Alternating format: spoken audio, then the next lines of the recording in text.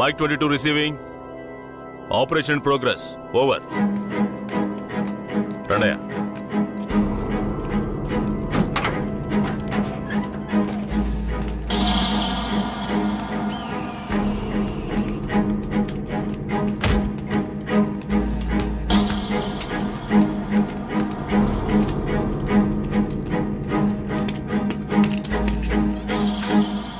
Constable, ఈ నా కొడుకులకి చావును పరిచయం చేయాలి.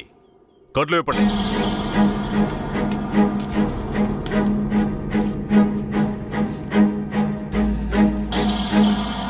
ఏంట్రా దొంగ నాయాళ్ళారా, పోలీసులు ఊర్లోకి రాకూడదా? వస్తే బొగ్గు మూటలో వేసి తగలబెట్టేస్తారా? అంత ధైర్యమారా మీకు? పోలీస్ అంటే ఏం పీకలేడు అనుకుంటున్నారా? పోలీస్ అంటే ఏంటో చూపించరా?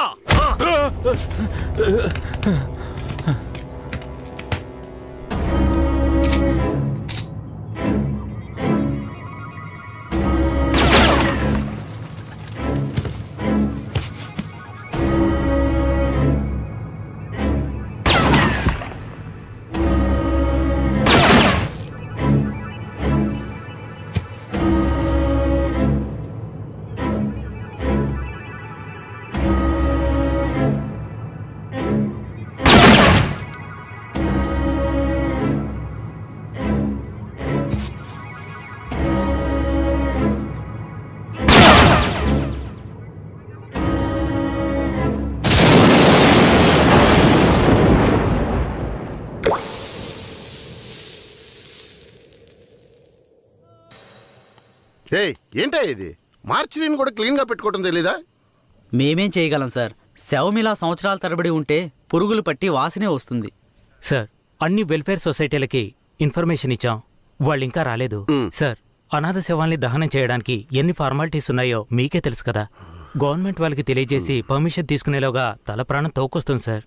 ఇప్పుడు ఏం చేద్దాం అంటావు? హాస్పిటల్స్ లేక అనాథ శవాలు చేరకుండా చూసుకోవాలి సార్. సార్, 3వ నెంబర్ వార్డులో ఉన్న అనాథ పేషెంట్ సీరియస్గా ఉన్నాడు సార్.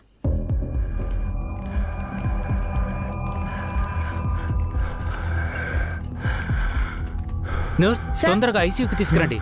Okay sir.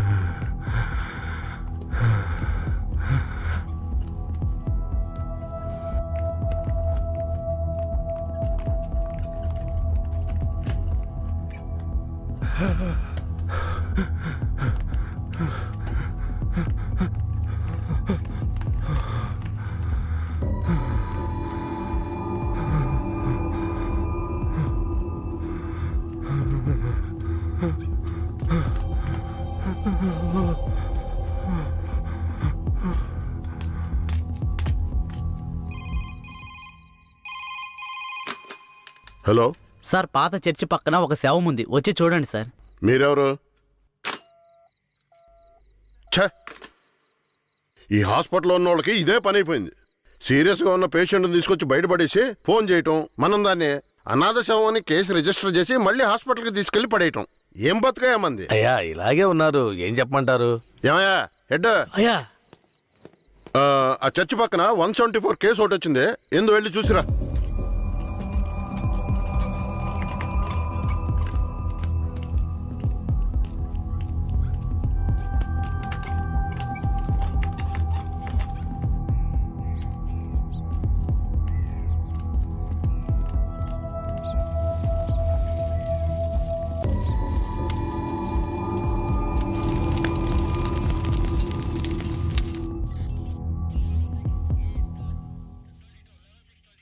ఏమయ్యా హెడ్, ఎప్పుడు వచ్చే 174 అనాథ కేసేనా?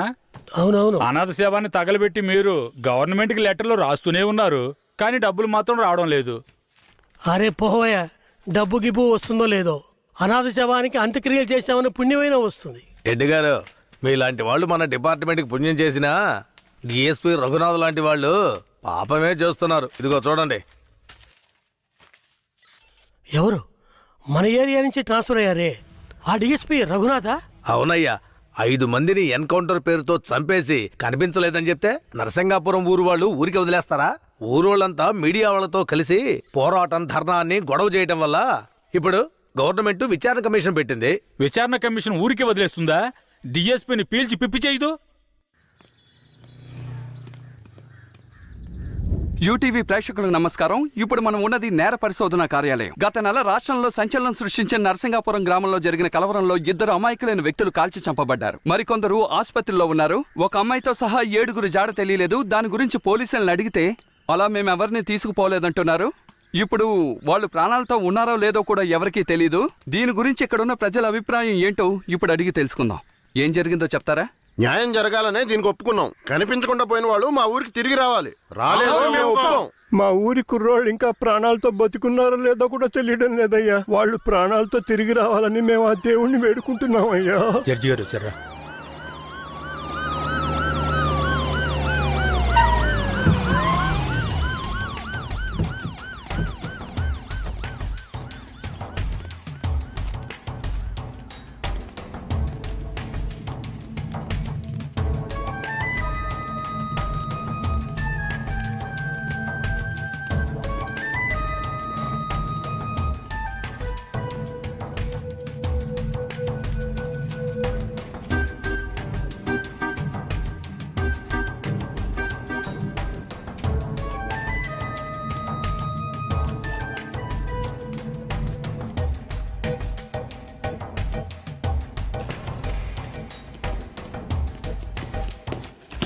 సార్.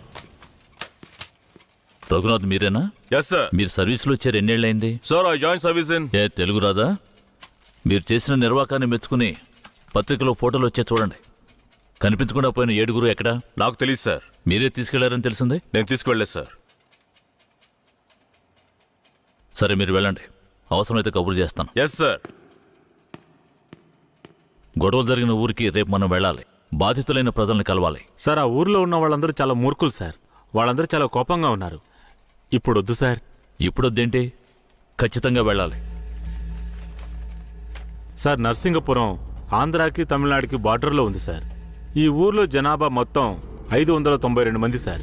ఈ గ్రామాన్ని బ్లాక్ మార్క్ గ్రామంగా ప్రభుత్వం ముద్ర వేసింది సార్. యాక్చువల్గా ఈ ఊరు ఎలా ఉంటుందంటే కర్రతుమ్మ చెట్ల మధ్య ఊరును దాచినట్టు ఉంటుంది సార్. ఈ ఊరు చుట్టూ సుమారు 20-25 కిలోమీటర్ల వరకు కర్రతుమ్మ చెట్లే సార్.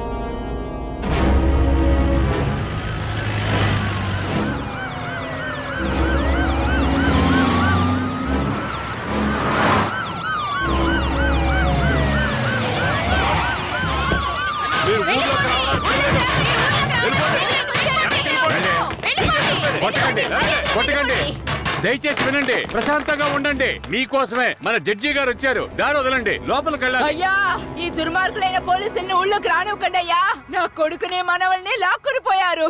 ఇంతవరకు ప్యానల్తో ఉన్నారా లేదో తెలీదయ్యా. మీరే న్యాయం చేయండి అయ్యా. మీరు భయపడక్కర్లేదు. అందరూ కాస్త ప్రశాంతంగా ఉండండి. మీకు ఎలాంటి భయం అక్కర్లేదు. సాధ్యమైనంత త్వరగా విచారణ జరిపి వాళ్ళ ఆచూకీ కనిపెడతాం. నాన్నెక్కడని అడిగి నా బిడ్డకి ఏమని సమాధానం చెప్పమంటారయ్యా? మీరు మా మేలు కోరేవారైతే మా అందరికి ఒక పరిష్కారం చూపించి మీరు లోపలికి వెళ్ళాలయ్యా. లేదంటే ఆగమ్మా. అమ్మా కాస్త ఓపిక పట్టమ్మా. ఊర్లోకి రాకూడదు అంతే కదా? అవునా?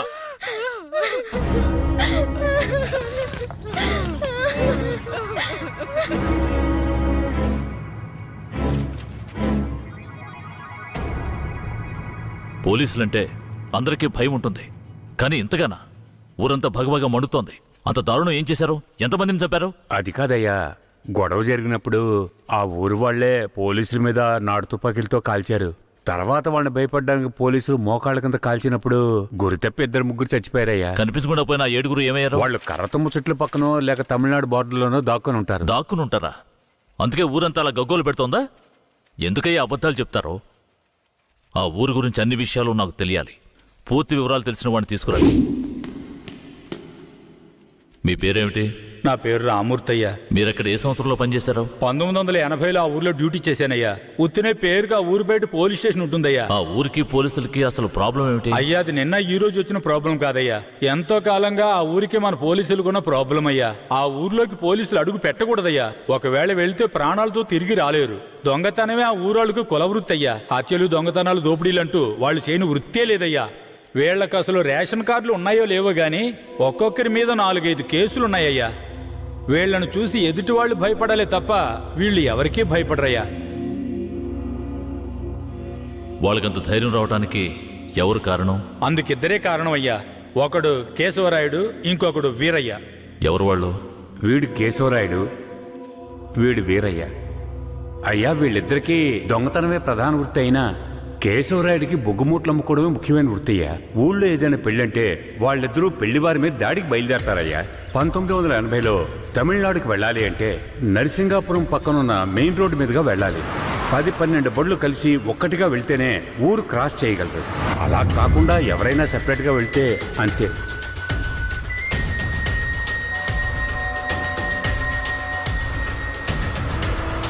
ఆగండి, ఆపండి, ఆపండి.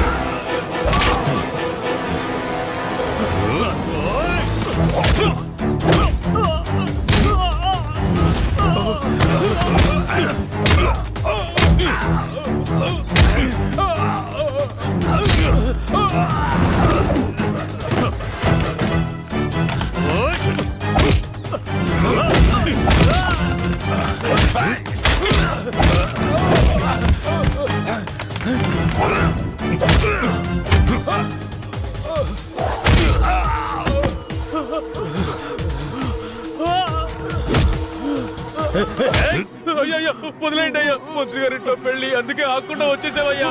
అయ్యో, వదిలేయండి అయ్యా. అయ్యా, వద్దయ్యా, అయ్యా. రేయ్, మేము ఆకలి కోసం దొంగలిస్తున్నాం. నీ మంత్రిలాగా ఆడంబరంగా బతకడానికి కాదు. ఊరు సొమ్ము దోచుకునే వాడి కోసం అడ్డమైన పనులు చేసి అల్పాయుష్లో పోకు. నిన్ను నమ్మి నీ కుటుంబం ఉంది. మా ఊర్లను పెళ్ళేరా.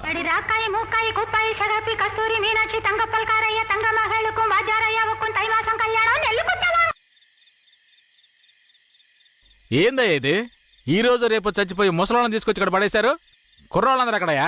అయ్యా, రాత్రి స్టేషన్లో పడుకునే చట్టం 1966లోనే పోయింది. ఏదో మనం చెప్తున్నామని భయపడి పడుకుంటున్నారు. రేయ్, వచ్చి పడుకోమంటే పడుకోవాలయ్యా. ఎక్కడ వాళ్ళు? అయ్యా, ఎప్పుడు ముందుగానే వచ్చి పడుకునేవారు. ఊర్లో వరదయ్యకు పెళ్లి, వయసు కుర్రాళ్ళందరూ సారాయి తాగి జాలీగా ఉన్నారు. మీకు కావాలంటే చెప్పండి అయ్యా, తెప్పిస్తాను. ఛ, ఈ మాట చెప్పడానికి సిగ్గా లేదు?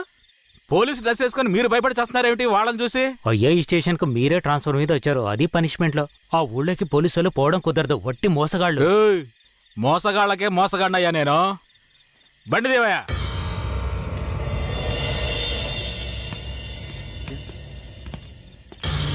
ఏంటి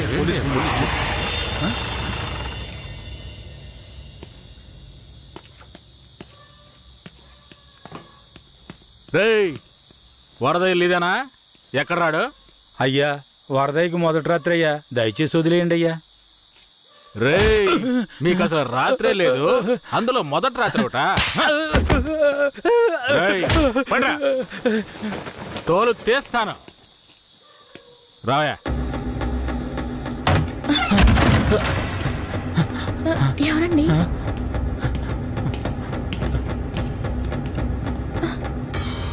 ఏంట్రా నువ్వు? నిన్ను పోలీస్ స్టేషన్కి వచ్చి పడుకోరా అంటే పెళ్ళాం పక్కన పడుకొని జల్సా చేస్తున్నావా? ఏయ్, కేశవరాయుడికి తెలిసిందో నీ పని అంతే. ఎవడాడు? కేశవరాయుడా? వాడేమైనా పెద్ద పుడింగారా? ఏమన్నావురా? అయిపోతావురా. నా మీద చేస్తావరా? రేయ్, కాల్చి పారదొప్పుతాను. పదరా, వీడి జీపెక్కించావు. పోరా. రేయ్, వదలరా. జీపెక్కు. వదలు. పోరా. వదలరా. ఎక్కు. ఏయ్, ఎక్కురా. ఏయ్, రేయ్, వదలరా. చేతులు పెట్టరా. వదలు.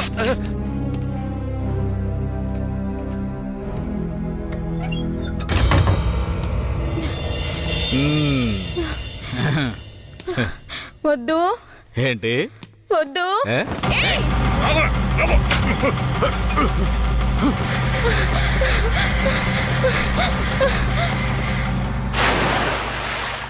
అయ్యయ్యో వరదయ్య పిల్లం బావిలో పడిపోయింది.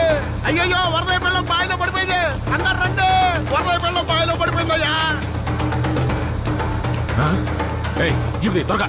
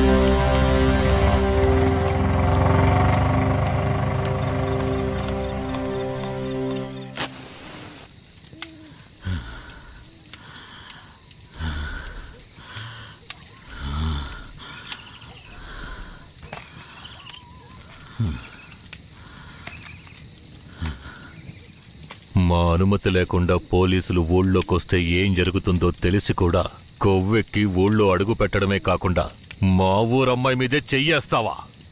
నీ మగతనాన్ని చూపించడానికి నీ పెళ్ళం సరిపోలేదా? ఎదుటోడి పెళ్ళం కావాల్సి వచ్చిందా? కేశవరాయుడు వద్దురా, నా వెనక పోలీస్ ఫోర్స్ మొత్తం ఉందిరా. రేయ్,